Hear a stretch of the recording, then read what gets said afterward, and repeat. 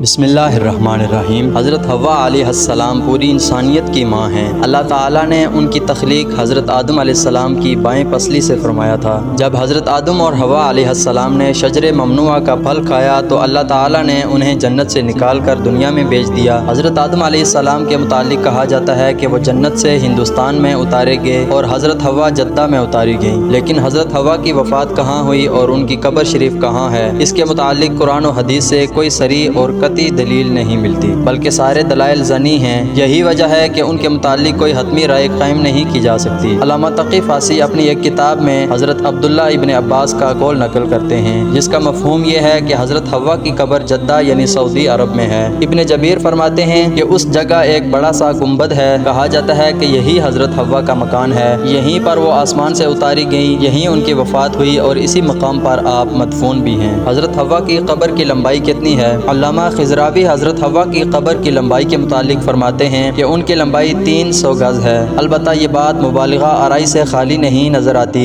کیونکہ اس قدر قبر کی لمبائی غیر متصور ہے۔ جب کوئی شخص آپ کی قبر کی زیارت کے لیے داخل ہوتا ہے، پھر وہ قبر کے اگلے حصے سے پچھلے حصے تک گزرتا ہے تو اسے کافی لمبائی معلوم ہوتی ہے۔ اسی قبر کے اوپر ایک بڑا سا گنبد تعمیر کیا گیا ہے، جس کے عین درمیان میں حضرت حوا کا جسم مبارک رکھا ہوا ہے۔